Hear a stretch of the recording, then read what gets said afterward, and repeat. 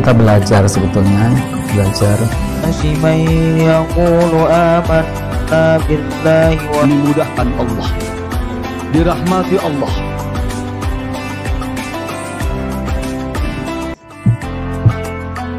Ketakwaan kita kepada Allah, semangat ketakwaan kita tidak akan melangkah atau berbuat apa-apa kecuali ditanya sih. dalam kebersamaan itulah kita belajar sebetulnya. Bismillahirrahmanirrahim. Assalamualaikum warahmatullahi wabarakatuh. Innal hamdalillahi nahmaduhu wa nasta'inuhu wa nastaghfiruhu wa nastahdihi wa na'udzu billahi min syururi anfusina wa min sayyiati a'malina. Man yahdihillahu fala mudilla lahu wa man yudlilhu fala hadiya lahu.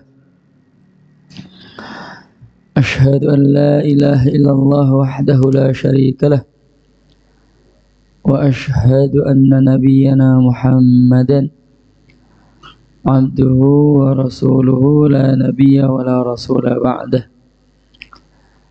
Allahumma salli wa sallim wa barik ala nabiyyina Muhammadin wa ala alihi wa ashabihi wa mawalah. Amma ba'd, fa inna asdaqal hadithi kitabullah wa khairal hadyi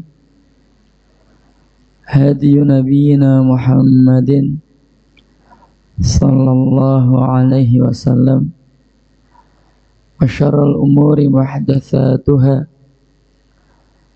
wa kullu muhdatsatin bid'ah. Teman-teman sekalian, jamaah Masjid Pangeran Diponegoro beserta pemirsa MPD Tembalang yang semoga selalu dalam penjagaan, lindungan serta naungan Allah Subhanahu wa taala. Taib nuasil maqad bada'na.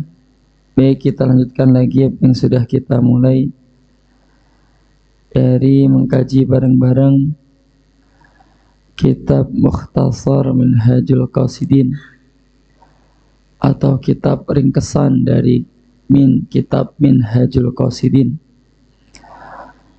Kitab ringkesan ini disusun oleh Al-Imam. Beliau adalah seorang imam Al-Qadhi. Beliau adalah seorang hakim agung, sehingga bisa disebut beliau adalah ulama paling alim di bidang fikih di masanya, di daerahnya, yang bergelar Najmuddin atau bintangnya agama yang bernama Ahmad ibn Abdurrahman ibn Qudamah al-Maqdisi rahimahullahu ta'ala rahmatan wasi'ah, yang semoga Allah merahmatinya dengan rahmat yang luas. Wa nafa'anallahu bi'ulumihi fid darain, amin ya rabbal alamin. Dan semoga Allah memberikan manfaat ilmunya untuk kita semuanya, sehingga berimbas pada kehidupan kita di dua negeri, yaitu dunia dan akhirat, amin ya rabbal alamin. Baik, qala al-muallif rahimahullah ta'ala, sang penulis yang semoga Allah merahmatinya berkata, al-afatus tsaminah, bencana yang kedelapan, bencana dari lisan yang kedelapan adalah al-ghibah, yaitu ghibah. Baik, sebelum kita urai sedikit terkait ayat-ayat maupun hadis-hadis tentang pengharaman ghibah, ada satu hal dulu yang perlu kita pahami bareng-bareng terkait makna ghibah ini apa sih? Jadi mohon maaf nggak tak ulang ya untuk poin 1, poin 2, poin 3 karena memang sudah kita baca. Nah ini yang ke-8 adalah ghibah. Apa makna ghibah? Ghibah itu kalau bahasa Jawanya ngerasani. Coba bahasa Indonesianya ngomongin orang, ngomongin kejelekan orang. Tapi menurut para ulama sebenarnya ghibah itu nggak sesederhana itu. Ghibah itu maknanya adalah dzikruka li akhika ma yakrahu, yaitu kamu menyebutkan sesuatu tentang saudara muslimmu yang dia itu kalau tahu hal itu diceritakan dia nggak suka. Misal nih, ada orang kemana-mana bawa buku catatan, dikit-dikit nulis semua kejadian, semua yang dilihat ditulis. Ada, saya punya teman modelnya seperti itu. Nah, karakter orang beda-beda. Misal kita tahu dia itu nggak suka kalau diomongin itu loh si fulan kemana-mana bawa buku catatan.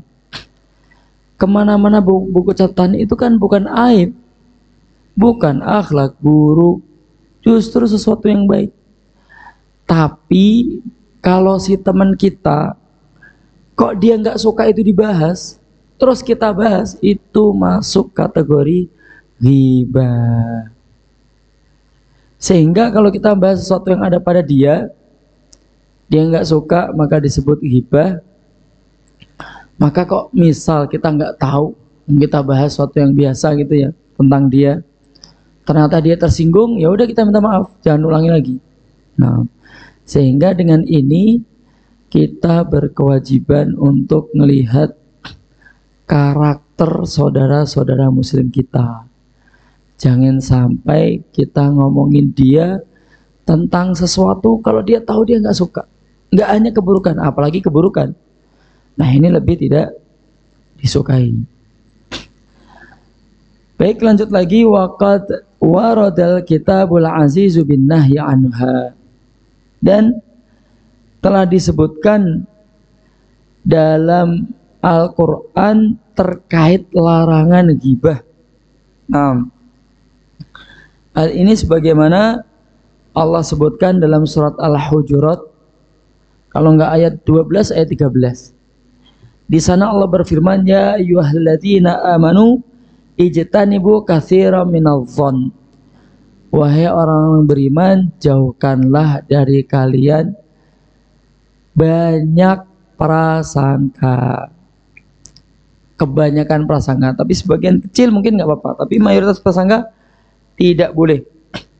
Nah, ini prasangka apa? Prasangka tentang saudara muslim kita yang tidak ada buktinya, prasangka buruk. Nah, inna ba'da dhanni itsmun, karena sebagian prasangka yang tanpa dasar, tanpa bukti, itu hukumnya dosa. Punya prasangka toh itu loh, hukumnya dosa. Wala tajassasu, janganlah kamu memata-matai saudara muslim. Wala yaghtab ba'dukum ba'dha, janganlah kamu saling gondok-gondokan. Kenapa kita mata-matai saudara muslim kita? Ya pasti karena pengen nyari tahu aib dia. Selidiki aibnya yang mana nih. Nah, ayuhibbu ahadukum ayyakula lahma akhihi maitan fakarihtumuh. Apakah kalian suka untuk makan bangkai saudara kalian? Fakarihtumuh, tentu kalian gak suka. Nah, ya Allah, mau makan daging manusia aja kita nggak suka, apalagi ini sudah posisi mayat. Nah, bangkai terus dimakan, lebih nggak suka lagi. Nah, Allah memperumpamakan orang yang tukang ghibah itu seperti makan bangkai saudara muslim ini. Nah, kalau kita punya fitrah harusnya diam. Taib wattaqullah, ayat ini ditutup dengan kalimat takutlah kalian sama Allah. Takutlah kalian akan azab Allah. Bisa jadi Tidak hanya di akhirat, bisa jadi plus di dunia. Innallaha tawwabur rahim. Sungguhnya Allah Maha pemberi taubat dan Maha berkasih sayang. Berarti kalau kita sudah terlanjur melakukan itu segera taubat, minta ampun sama Allah, lalu kemudian minta halalnya saudara muslim kita. Tat, kalau nanti tak ceritain, kalau saya jelek-jelekin dia malah ceritanya malah kisruh, Tat, malah ribut. Ya sudah, cukup ngomong maaf ya, saya punya salah sama kamu, banyak salah sama kamu, minta maaf, itu aja. Nggak usah diperinci kalau nanti timbul kisruh. Tapi lanjut lagi, wa fil hadis, dalam sebuah hadis yang lain, inna dima'akum wa amwalakum wa a'radakum 'alaikum haram. Sungguhnya darah-darah kalian, harta-harta kalian dan kehormatan kalian atas diri kalian itu haram. Maksudnya apa? Kita nggak boleh membunuh saudara muslim kita. Kita nggak boleh melukai fisiknya sampai keluar darah. Nggak keluar darah pun juga nggak boleh. Nah, kita nggak boleh mengambil harta saudara muslim kita, dan kita nggak boleh menerjang kehormatan saudara muslim kita. Dalam riwayat yang lain, Rasulullah menyebutkan, man qutila duna irdhihi fahuwa syahid. Barang siapa yang mati sebab membela kehormatannya, maka dia mati dalam keadaan syahid, masuk surga. Berarti kehormatan seorang muslim ini mahal. Berarti ngerasanin saudara muslim itu hukumnya dosa besar. Wallahu ta'ala alam. Dalam riwayat yang lain disebutkan, ini ada di riwayat Imam Ahmad, bahwa Abi Bararah al-Aslami, sahabat mulia bernama Abu Bararah al-Aslami, berkata, Rasulullah sallallahu alaihi wasallam bersabda, ya ma'syara man amana bilisanihi wa lam yadkhulil imanu qalbah. Wahai orang-orang yang mengucapkan kata iman baru di lidahnya saja, yang iman itu belum masuk pada hatinya. Ini orang seperti apa? Mari kita lihat. Kita termasuk ini atau enggak? Jangan-jangan kita termasuk iman yang lidah aja, tapi hatinya belum. Apa itu? La taghtabul muslimin. Jangan kalian ghibai saudara muslim. Berarti orang tukang ghibah disebut oleh Rasulullah imannya baru lidah belum di hati. Nah, ini berarti gawat. Nanti gimana di akhirat kalau disebut kayak gitu? Nah, nggak disebut beriman benar-benar berarti. Tapi Ustadz, faktanya dia punya aib, punya sifat buruk dan sebagainya. Loh, memang ghibah itu pengertiannya itu menyebarkan aib saudara muslim. Loh, saya ngomong apa adanya, enggak terus mengatakan yang tidak. Loh, kalau mengatakan yang tidak itu lebih parah lagi, itu namanya fitnah. Dosanya lebih tinggi lagi. Wala tattabi'u auratihim, dan janganlah kalian ikuti aurat mereka. Maksudnya aib-aib saudara muslim kalian. Fa innahu man tatabba'a aurata akhihi tatabba'allahu auratahu. Hati-hati ya. Barang siapa yang selalu mencari tahu aurat saudara muslimnya, maka Allah akan ngintilin auratnya. Kejar terus. Wa man tatabba'allahu auratahu yafdahu walau fi jawfi baitih.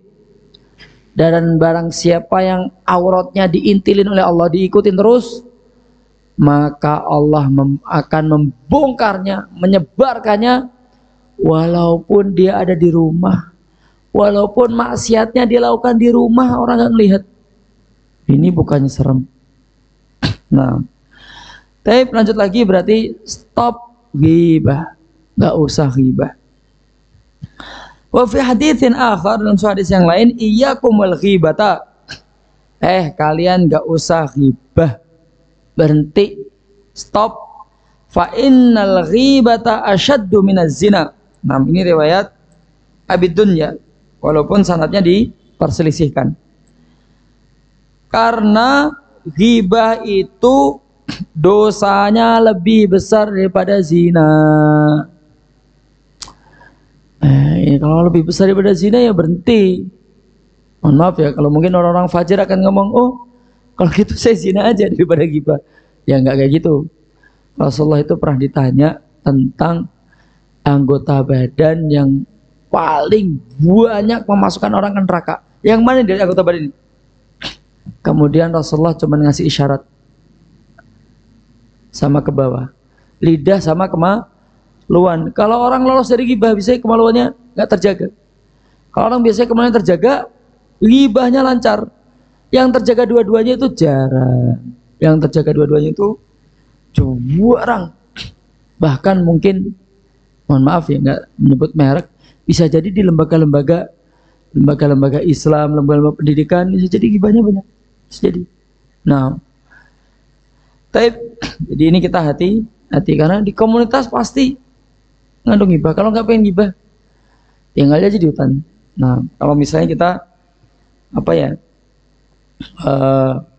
benar-benar bersih dan sebagainya. Nah, tapi intinya kita hati-hati lah. Kita hati-hati. Lanjut lagi, innar rajula qad yazni wa yashrab wa yatubullahu alaihi. Bisa jadi orang itu berzina, seorang muslim, terus minum minuman keras, belum tobat tapi Allah sudah ampuni. Itu mungkin. Belum tobat, belum istighfar, mati terus kemudian Allah ampuni. Itu sangat mungkin. Berarti Allah sedang mengadili dia dengan sifat rahmatnya. Sifat rahmat berarti seperti anak, orang tua punya rahmat kepada anaknya, setiap melakukan kesalahan kemungkinan nggak dipukul. Nah, apalagi ini Allah SWT, maka kalau kita diadili Allah dengan sifat rahmatnya, dosa-dosa kita diampuni.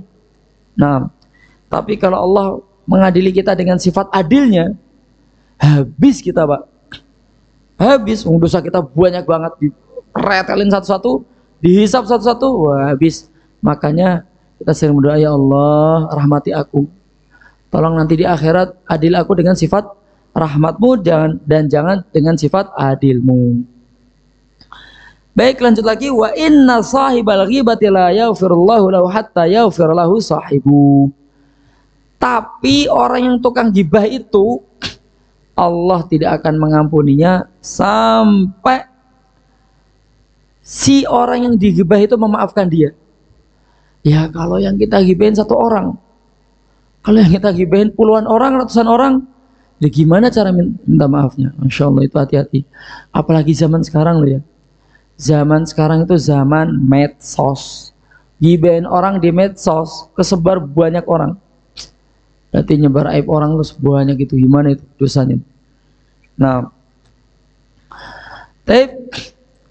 lanjut lagi, waqala Ali bin Al-Husain radhiyallahu anhuma, dan Ali bin Husain berkata, nama Ali bin Husain ini siapa? Ya putranya Husain bin Ali bin Abi Thalib. Kalau Husain cucu Nabi, kalau Ali berarti cicitnya Nabi. Nah, Ali ini yang kita kenal dengan nama Zainal Abidin. Kalau boleh cerita sedikit aja ya, nggak perlu diperpanjang. Jadi Husain dan keturunannya semua itu ketika peristiwa Karbala, yang kita tahu ya, peristiwa di mana Husain dan seluruh keturunannya dibunuh. Ceritanya panjang, kecuali satu anaknya, konon masih kecil atau konon sedang sakit, dilindungi bibinya, dan konon mau dibunuh juga, tapi dilindungin bibinya yang bernama Zainab. Nah, keturunan Husain itu tinggal satu tak, ini Ali itu, yang nanti kita kenal dengan nama Zainal Abidin. Nah, dari beliau keturunan Husain. Adapun keturunan Hasan tidak banyak. Nah, tidak ada tragedi pembunuhan rame-rame gitu. Alhamdulillah tidak ada. Baik, lanjut lagi. Iya kawal ghibata. Kamu jangan gibah ya. Berhenti gibah. Fa innaha idamu kalamin nas. Gibah itu adalah lauk omongan orang.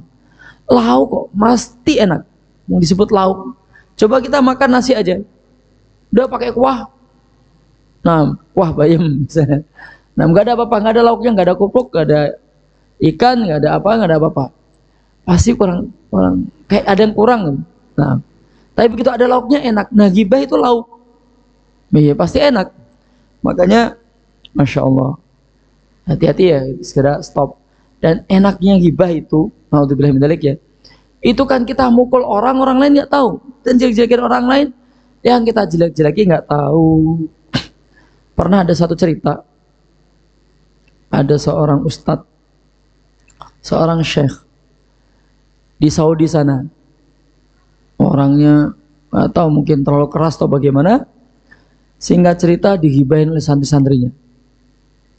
Sering diomongin. Terus kemudian pas lagi digibahin di kelas, syekhnya datang. Syekhnya tahu, kata syekhnya apa?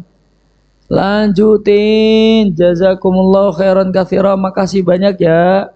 Kalian sudah ngambil dosa-dosaku. Syukron.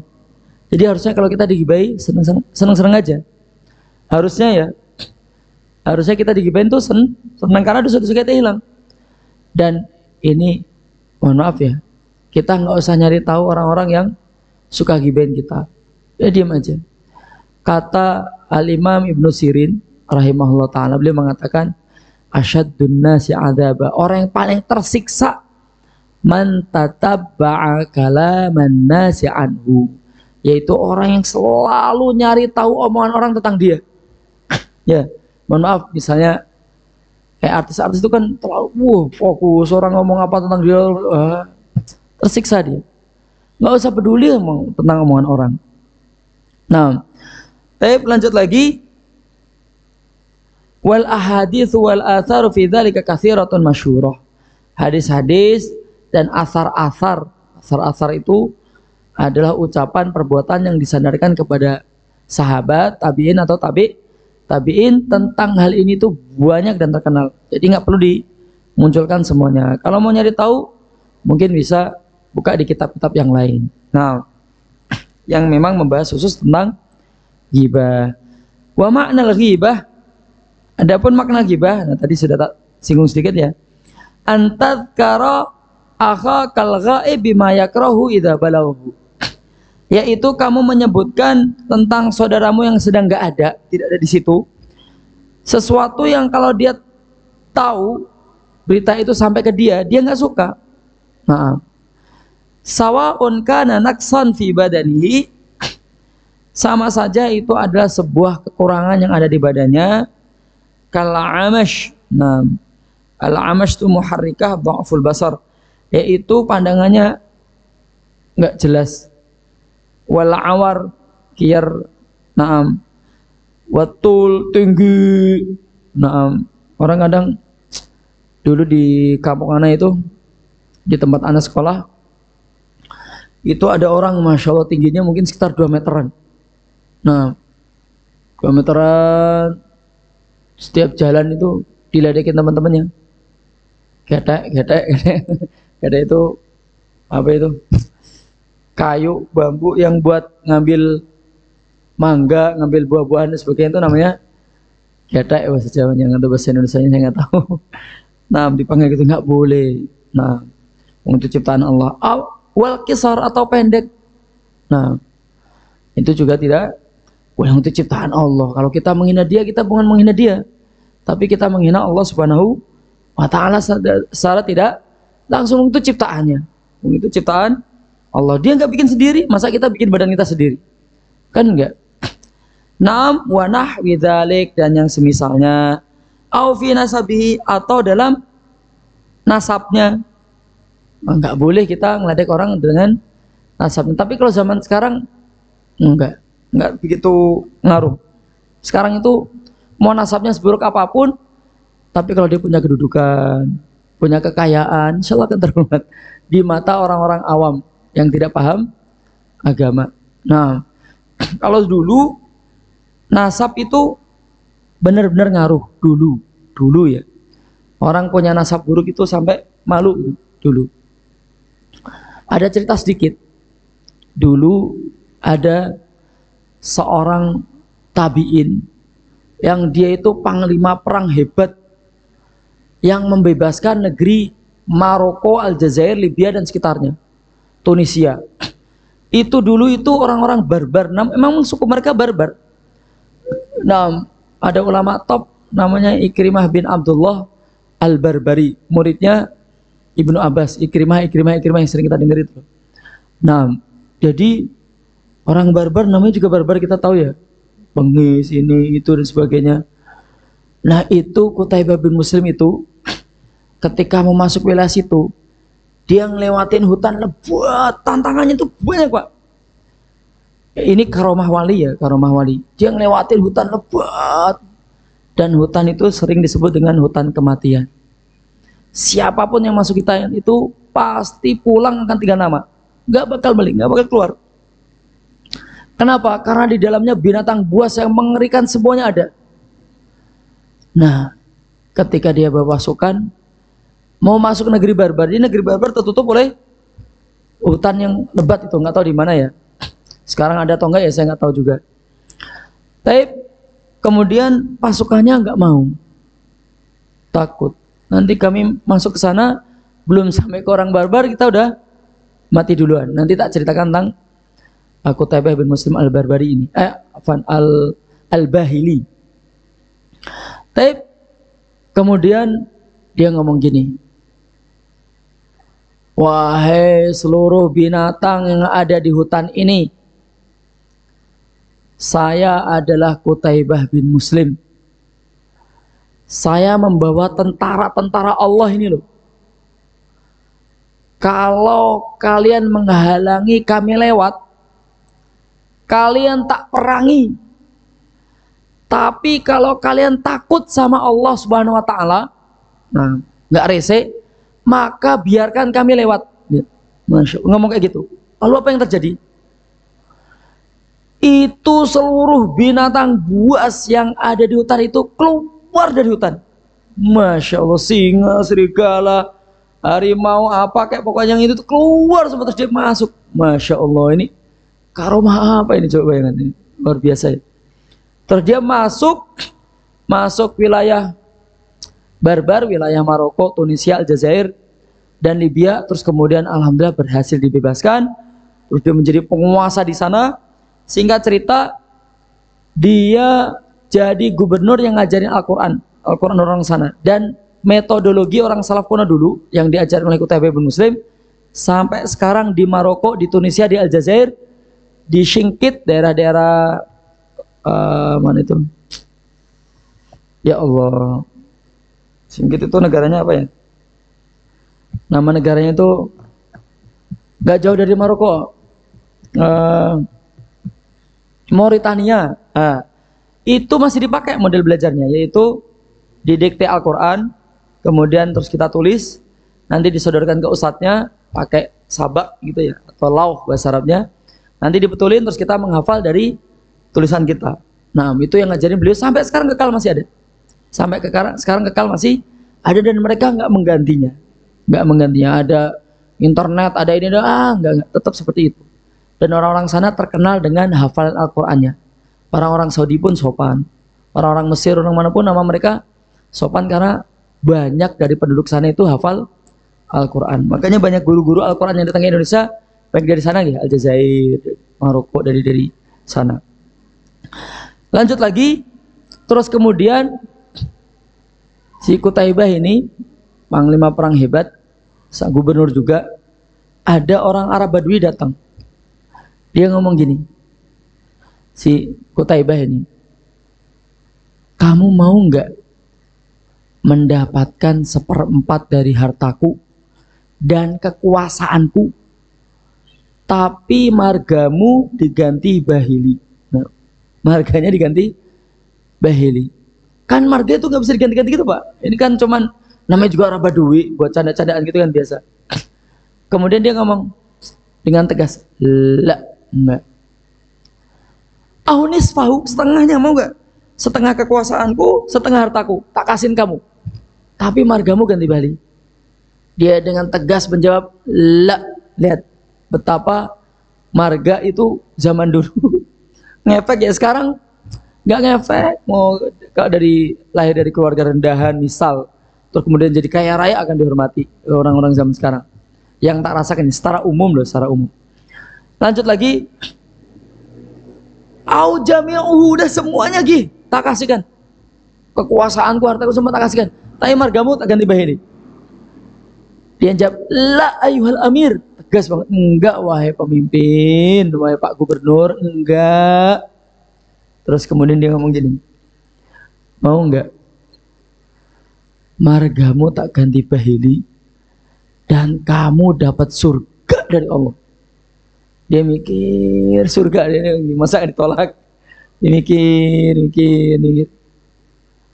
Bisyarten ayyuhal amir, dengan satu syarat wahai Pak Gubernur. Apa?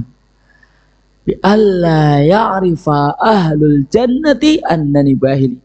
Pokoknya kalau orang-orang surga nggak tahu bahwa marga saya bahili, nggak apa-apa katanya.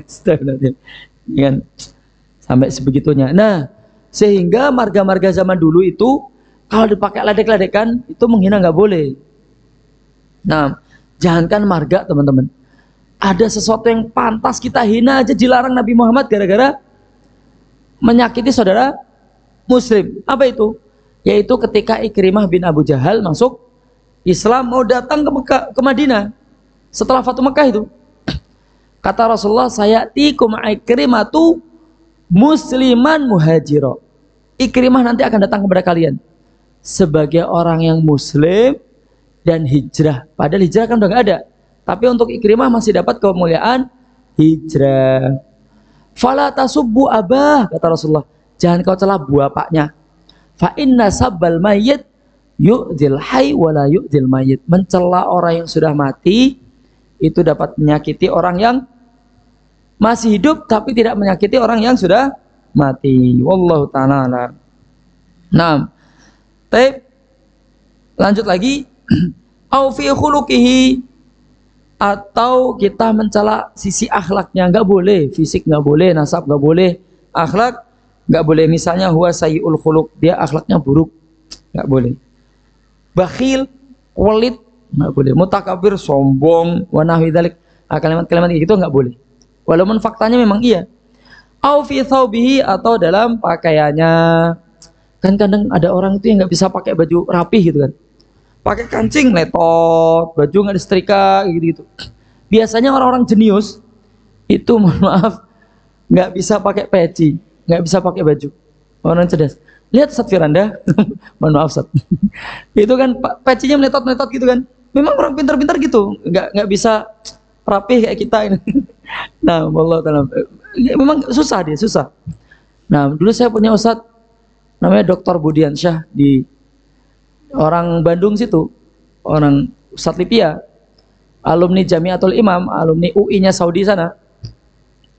Itu orang-orang Arab aja kalau belajar bahasa Arab sama dia, bayangkan. Orang Arab kalau mau ujian, belajar tata bahasa Arab dan sebagainya, itu sama dia. Ya Masya Allah. Sampai sealim itu pakai baju juga nggak pernah beres nih.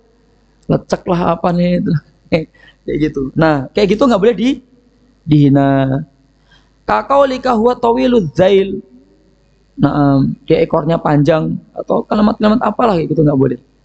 Wa dalilu ala dzalik, adapun dalil bahwa itu terlarang, anna Nabiy sallallahu alaihi wasallam su'ila 'anil ghibah. Nabi Muhammad itu pernah ditanya tentang ghibah. Kata Rasulullah, dzikruka akhaka bima yakrah.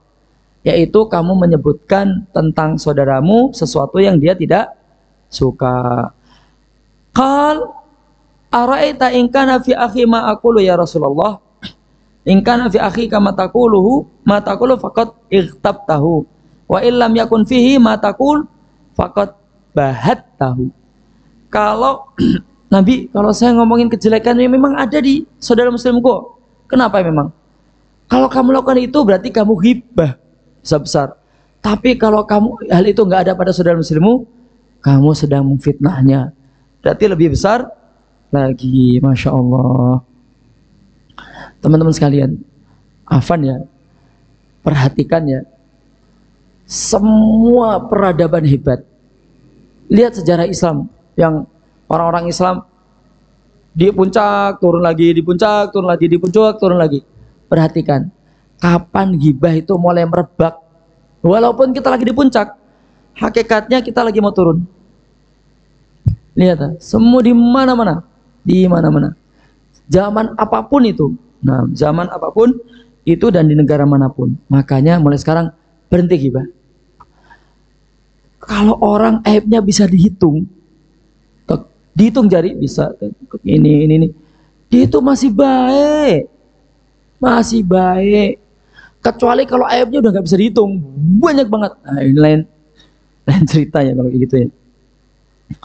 Tapi lanjut lagi, wa'lam anna kullama yufhimu minhu maqsududz dzam fa huwa dakhilun fil ghibah sawa'un kana bi kalamin aw bi ghairihi kal ghamzi wal isyarati wal kitabati bil qalami fa innal qalama ahadul lisanain. Yaitu segala sesuatu yang memang maksudnya mencela itu masuk kategori ghibah. Tidak hanya lisan, mungkin dengan isyarat atau apa, atau dengan sesuatu yang lain. Nah, atau mungkin dengan tulisan, itu ghibah. Zaman sekarang itu mudah dijumpai tulisan-tulisan yang mencela saudara muslim. Banyak, cari di Facebook. Nah, pakai Facebook dulu. Sekarang udah nggak aktif. Passwordnya nggak tahu, panjang ceritanya. Kalau antum bisa ngebetulin, mungkin nanti pakai lagi. Dulu pakai laptop terus ditawarin dari pihak Facebook untuk masukin apa gitu. Tak ikutin, terus laptop itu laptop kantor, sudah nggak kerja di situ. Terus sekarang dibuka di HP itu nggak bisa. Ya sudah, akhirnya nggak pakai Facebook lagi. Nah, lanjut lagi. Wa akbahu anwa'il ghibah. Nah, dan sejelek-jelek jenis ghibah. Apa itu? Ghibatul mutazahidina al-mura'in, yaitu ghibahnya orang yang sok pengen terlihat zuhud, pengen terlihat bahwa dia itu adalah sosok yang bertakwa. Nah, tapi dia pengen menampakkan seperti itu, tapi sering ghibah. Nah, itu bahaya. Mithlu ayyudhkara indahum insanun fayaqulun alhamdulillahilladzi lam yabtalina biddukhul ala sultan. Misal dia cara ghibahnya gini, alhamdulillah Allah nggak menguji kami dengan kita itu apa yang deket-deketin penguasa. Mungkin ada seorang ulama yang kebetulan dideketin penguasa, atau kemudian dia ngomong alhamdulillah Allah nggak menguji kami dengan apa ya, cobaan yang kita itu deket-deketin penguasa. Nah, itu kan lagi gibahin si fulan. Nah, ini itu ghibah yang kata Ibnu Qudamah adalah ghibah yang paling buruk. Wat tabadzul fi talabi al-hutami aw yaqulun na'udzubillahi min qillatil haya. Kami berlindung kepada Allah dari sifat malu yang sedikit. Nah, enggak punya rasa malu. Kita sedang si fulan enggak punya rasa malu, kita ngomong gitu. Ya Allah, aku berlindung kepada ya Allah dari sifat yang enggak punya rasa malu. Wah, itu ghibah tingkat tinggi. Ghibahnya orang yang ngerasa soalim. Awanas alullah al-afiyah. Semoga Allah melindungi kita. Nah, fa innahum yastami'una baina dzambil mazkur wa madhi anfusihim. Karena hakikatnya mereka sedang mengumpulkan dua sifat buruk. Pertama, dia mencela saudara muslimnya. Kedua, dia sedang mengangkat dirinya. Jelas lah. Nah, oh berarti kamu nggak gitu ya. Berarti kamu malunya besar. Berarti kamu, soalnya kan kayak gitu. Nah, jadi ada satu teori, kalau kita pengen mengangkat derajat kita, misalnya pengen dianggap berilmu, gampang, celah aja ulama-ulama itu. Celah aja ustaz itu, dia kurang berilmu, dia gini, oh berarti kamu berilmu.